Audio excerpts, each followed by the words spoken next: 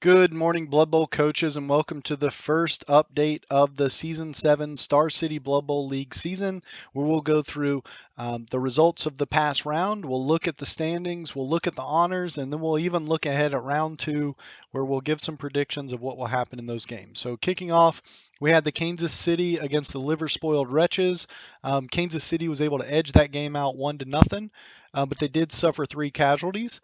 The Southeast Purple Haze and the Winds ended up tying a 2-2 draw, but the Winds were able to capitalize and get 5 casualties on the Purple Haze.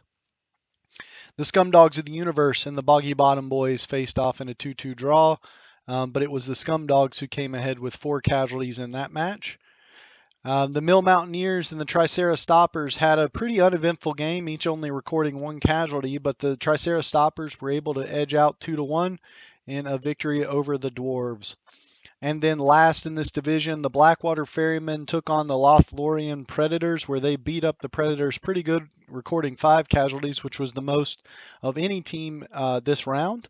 But they weren't able to play defense that would shut down those 5 or 6 remaining Elves, and the Elves were able to capitalize and score 3 touchdowns, enough to beat the Ferrymen in that round. Looking at our next division, we had the Southwest Venom ended up in a tie against the Wasina Wog, and that was 1-1. The Garden City Shadow Goats lost to the Thundercocks 1-0. And I know the Thundercocks suffered a dead Orc Blitzer that round, which was Elvis. The Northwood Raiders beat the Rotten Judgment 2-1 and were able to cause 3 casualties to the Rotten Judgment. The Monster Mash lost a heartbreaker to the K-Spring Crash 0-3. The K-Spring Crash was able to capitalize and get the Slaughter Rule victory over the Mash. And last we had the Talabime Valley Titans against the Temple City Topplers, which ended in a draw 1-1, but the humans were able to get 4 casualties over the Lizardmen 0 in that match. So that's what happened during round 1. We had 2 teams that were by this round, which was the Passing Pathogens, the Skaven, as well as the Bloodied Barons, the Halfling team. So they'll be looking to play their first round in round 2. So looking at where that puts us in the divisions, right now we have the Lothlorien Predators and the Kansas City Dark Elves, both tied at first place with 4 points apiece. The Tricera Stompers and the Scumdogs of the Universe make up our number 3 and 4 currently of the round, with their plus net casualties as well, help edge them out. And not far behind, we had the Winds, the Boggy Bottom Boys, and the Purple Haze all record 1 point for their draws. And that leaves us with the Bloody Barons, who have yet to play, the Liver Spoiled Wretches, the Mill Mountaineers, and the Blackwater Ferrymen following up in that division. Looking at the next division, we have the Cave Spring Crash being the only team right now to score 5 points, which means they won by more than 2 touchdowns and shut out their opponent. So they are leading that division. The Thundercocks, which is my team, is currently in second place with 4 points. The Northwood Raiders and the Talabime Valley Titans, each coming in at third and fourth. And then we had the Wasina Wog, the Southwest Venom, and the Temple City Topplers, which also tied their game and recorded a point this round. And then the Passing Pathogens have yet to play. And then we have the Garden City Shadow Goats, Rotten Judgment, and the Monster Mash wrapping up that division there. So looking a little bit at the honors of teams right now, the Blackwater Ferrymen have the highest valued team in the league, sitting at 1135 team value, followed behind by the K-Spring Crash at 1070. Most of the other teams, I believe, are somewhere in the 1,000 to 1,050 range. As far as most fame goes, currently the Purple Haze have 6 dedicated fans, which will help them generate money to replace those dead snotlings that they are getting. They got during the first game.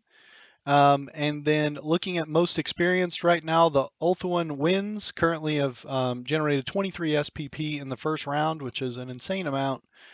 Followed by the Scumdogs of the Universe, the Blackwater Ferrymen, and then the Lothlorien Predators and Cave Spring Crash with 17 apiece.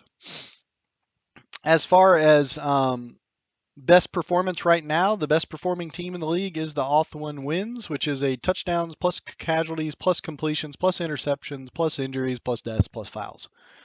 Whew, poor play, that's a lot. Then we have, as far as most score, we have both Cave Spring Crash and Lothorian Predators each have scored 3 touchdowns apiece. And we currently have 3 teams that have not allowed a touchdown, which is the Cave Spring Crash, the Kansas City Dark Elves, and then the Thunder Cox Orc team. As far as most beasts goes, we have 2 teams that have recorded 5 casualties apiece, which is the Winds and the Ferrymen. Most injured team, we had 3 teams that received 3 injuries this week, which was the Kansas City Lothorian Predators and the Temple City Topplers. Most deadly, so this is teams that have killed players. We had 5 teams all record 1 so far. And then we had 3 fouls recorded, with the Liver Spoiled Wretches being the team that had the most sent off right now. I think they lost somebody off of the officious ref kickoff event as well. And then as far as best passing teams, most completions, we currently have the Winds with 3 completions recorded in their matches. And the best stunty team is the Bloody Barons, and probably will remain that way through the whole season. Now, looking at individual players, we currently have 1 player that's leading the most valued, which is Lucian Bloodsong, which is the War Dancer for the Lothorian Predators, sitting at 165k team value. Ted the Blitzer for the Winds is 155k. And then we have Arsenic, which is a Witch Elf, at 150k, and 2 Werewolves right behind. Most valued big guy right now is Beefcake the Mighty, Blothar the Berserker. Both the Renegade Rat Ogre for the Scumdogs and the Renegade Minotaur for the Scumdogs, both sitting at 150k. Most valued stunty right now we have Smoochy and Grouchy, both Chameleon Skinks, sitting at 70k, and then we have Brick, the Halfling Hefty, at 70k. Most experienced players so far, we have Flix Lateral with 9 SPP, who's leading that there. And the best performing player right now is Flix Lateral, which is the Southeast Purple Haze Skaven Thrower again. Most scorer, we have 5 players shown right here, each all having 2 touchdowns, so nobody leading that one directly, but it's Warts the Catcher, who they've listed up at the top for the Boggy Bottom Boys. Most beast, we have 5 players all tied with 2 casualties apiece. Blothar, Berthold Spiegelman, Baberto, Braun Swanson, and Joey the Anarchist F.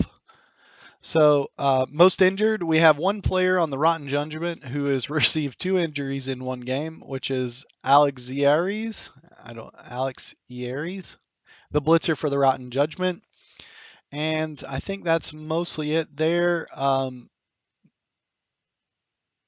Dirty plays, most sent-offs.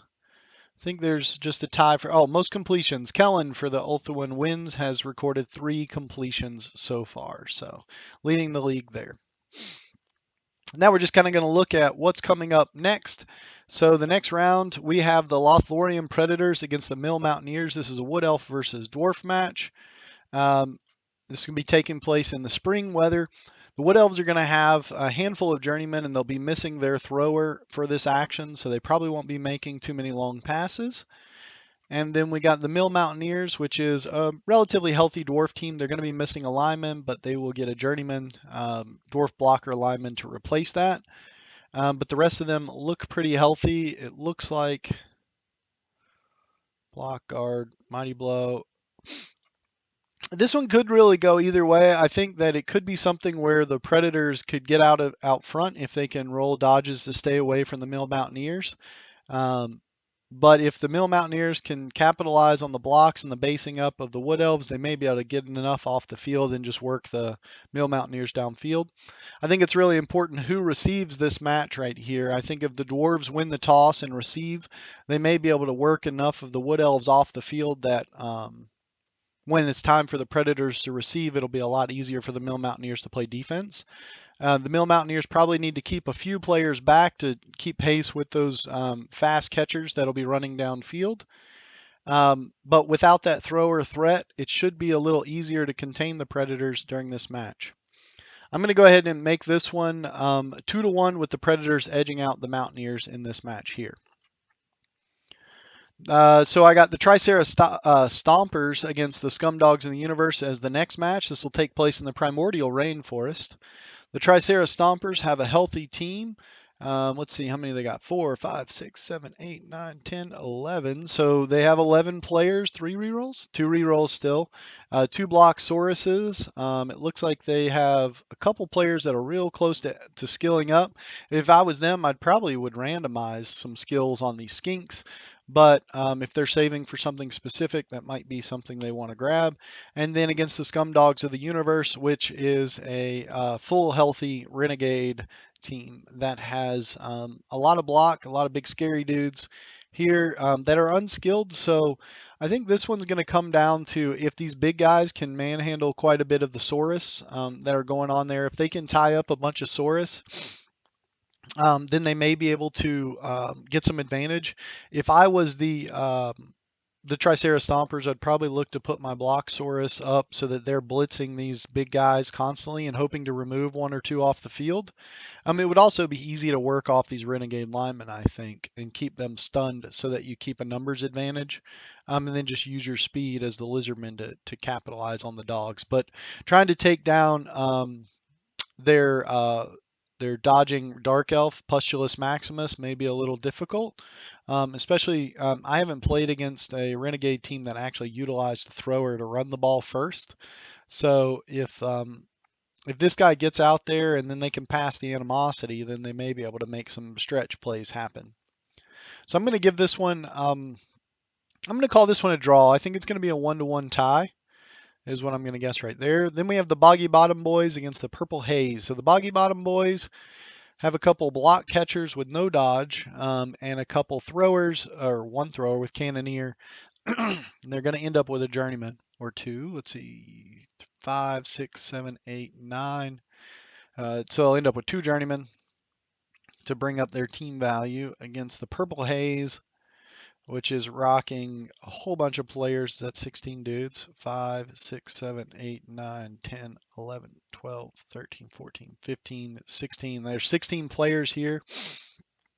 I think this one's going to be pretty close. I do think this one is going to go to the Purple Haze. I think the Purple Haze is going to win this one 2-1 during this match. The Purple Haze have a good Skaven thrower, which will be able to pick up the ball and withstand a couple hits. And then, if I was the Boggy Bottom Boys, I would look to take out Scuttle Spike, which is the gutter runner, but I wouldn't focus too much on it because he has dodge. He's going to be a little more able to stand, but if you can get at him with a block guy, it's probably worth taking.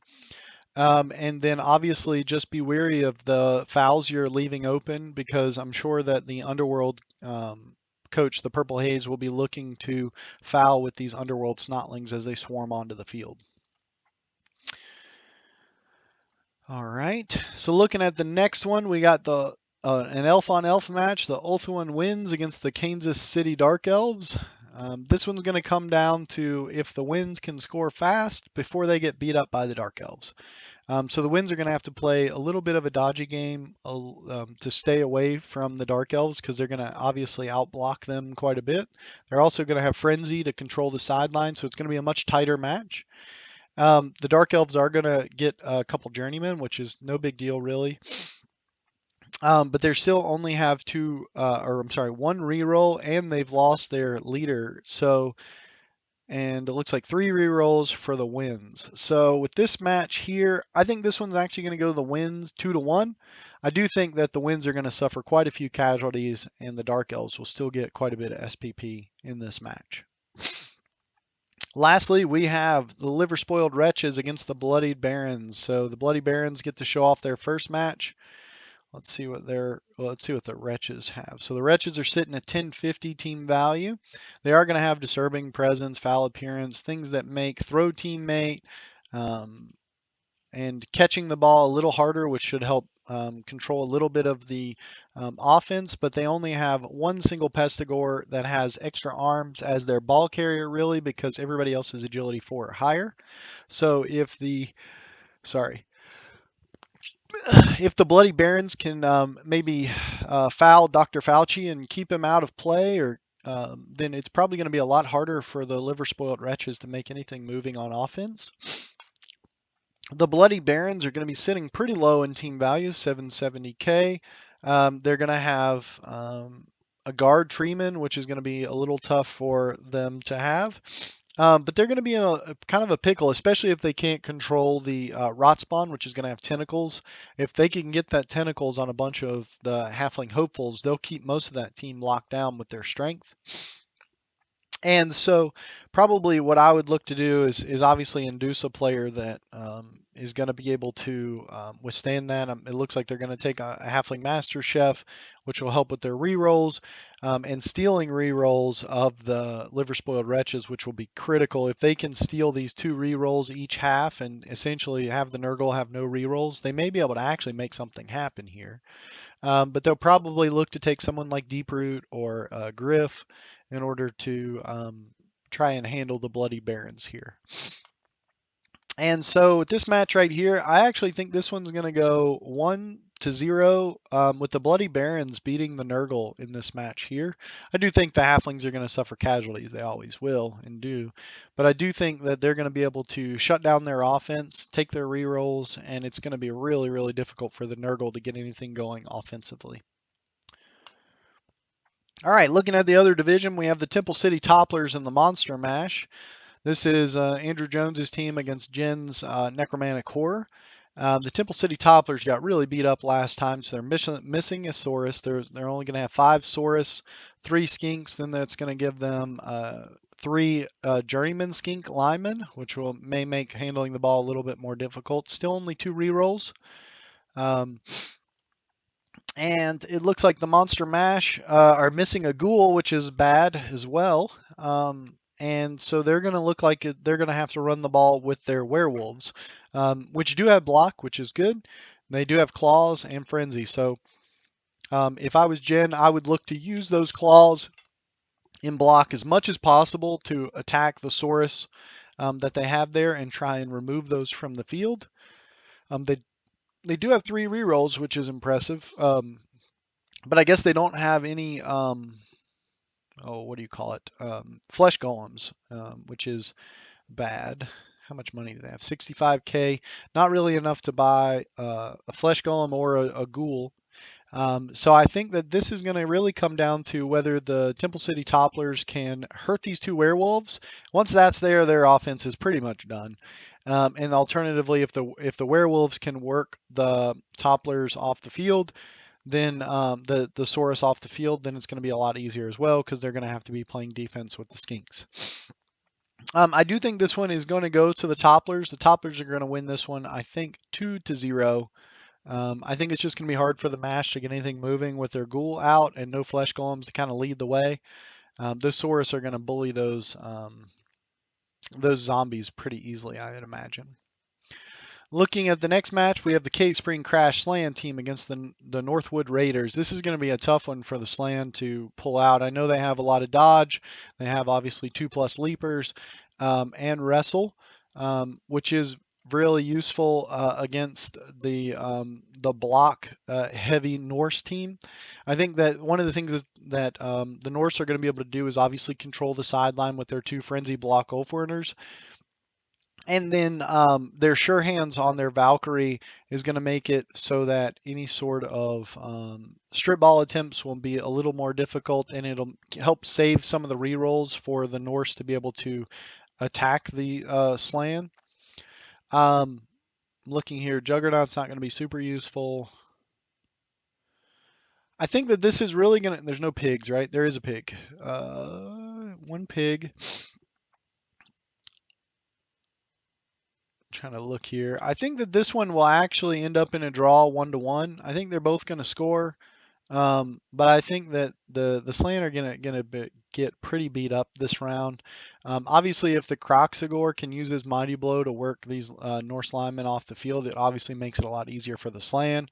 But the Norse could also use their block in order to work some of the Slan off the field as well, especially some of the Slan linemen, which will typically be based up more often than not. So that's my prediction for that game. Next, we have the Rotten Judgment against the Garden City Shadow Goats. This is played in the autumn weather. The Rotten Judgment were pretty beat up, I remember. Yep, they're going to be having a couple linemen, journeyman linemen. But they do have their positionals, their blitzer, their blodging blitzers, as well as their catcher and thrower available to play. And this is against the Garden City Shadow Goats, which did have quite a few injuries. So they're going to be having all of their positionals as well, including their troll and 4 blockers. But they are going to have some journeyman beastmen in place. So this match right here is just going to kind of come down to if the Garden City Shadow Goats can contain the speed of the Elven Union. I do think that if the Elven Union fail to dodge out of these tackle zones, fail to create some distance, these Chaos blockers, especially the block Jay Goatsby, who's going to be able blocking or blitzing quite a bit, the Black Troll Sun, which will be the Chaos Troll that holds players in place a little bit with the guard and keeps players around him up. And Hornface, it'll be tough to beat them, but I do think that maybe the experience of Jamie is going to maybe out edge Daniel a little bit. I do think that Daniel should maybe look to leave a lot of his guys clumped up a little more, but keep some goats, in the back and stuff to be able to catch up to some of the Elven Union. But I think that if they can get ahead on some of these injuries and casualties, then the Chosen may edge this one out. But I'm going to go ahead and give this one to the Judgment on a 2-1 victory over the Shadow Goats. Next, we have the Thundercocks against the Southwest Venom. The Thundercocks are down one blitzer, so they're going to have a journeyman orc lineman. 3, 4, 5, 6, 7, 8, 9, 10. Yeah, Journeyman Orc Lineman will be coming in. Still have 3 rerolls. They did pick up Duff Gravebusta as their current ball carrier, which has block only animosity to Orc Lineman, which allows him to hand off 2 blitzers or biggins or whoever without having to roll animosity, which is a big play.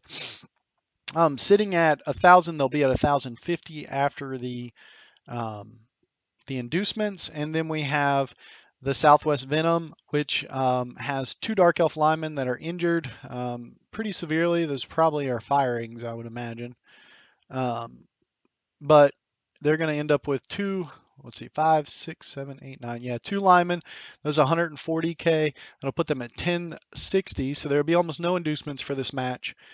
They still have 3 blitzers, 1 witch elf, so 3 block, 4 block. So they've out blocked and they're out dodging. So on paper, it seems like the dark elves would maybe be the favor in this match.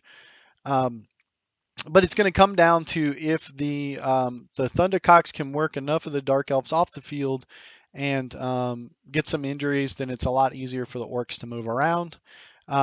Alternatively, it's probably going to be one of those games where the Southwest Venom are going to want to play away from the orcs quite a bit. And so I imagine this one will. I think this is going to be a draw, actually. I think this is going to be a 1-1 draw. I think it's going to be difficult for the Thundercocks to stop the Venom, but I think it's going to be also equally difficult for the Venom to stop the Thundercocks offense. And so I'm going to guess a 1-1 draw on this match here that's taking place in the Desolate Wasteland. And last but not least, we have the Wasina Wog against the Passing Pathogens. The Passing Pathogens are going to have their first game. The Wasina Wog looks like they have a couple Mighty Blow Black Orcs that are going to be beating up some Skaven probably pretty well. 1 Goblin Bruiser lineman with Sprint, which actually is a really great play. If he can get Sure Feet, then that's a really good Goblin Bruiser. But it looks like they're going to be a totally healthy team sitting at 1,000 team value against the Passing Pathogens at 1025, which also has 2 Mighty Blow. Interesting. So I'm thinking that the way this match will probably end up will be that the Passing Pathogens are going to be able to work quite a bit of the goblins off of the field, and the Wasina Wog will be equally able to do the same with their Black Orcs. Grab is going to be really big into opening up holes for these goblins to get through to blitz the Skaven. This is taking place in the subterranean weather, which I need to check that. I feel like that's wrong. I feel like that should be Desolate Wasteland. I'm sure that's where Black Orcs go. I'm going to go ahead and change that, but I'll check it. So with this match right here, I guess what I'm gonna think is that this one will end up in a 1-1 tie as well. I think that both of these coaches are going to be able to play. Their teams match up really well, and it'll just come down to if the WOG can injure the pathogen Skaven team, and if the Skaven can kind of edge out enough of the goblins so that the Black Orcs have a lot less speed to catch up to them. So I would say that the WOG need to think about playing a few players a little bit further back because the gutter runners are going to be very fast and they can outrun the Black Orcs almost in one turn without needing to do any go for it. So it'll be something to be conscious of as Gerard moves to play Maurice in this upcoming game. So with that, that is the week 1 update. I appreciate everybody playing the first round. I look forward to the second round, and everybody good luck in your matches. You can start scheduling those as early as August 7th, and that round will go all the way until the 20th.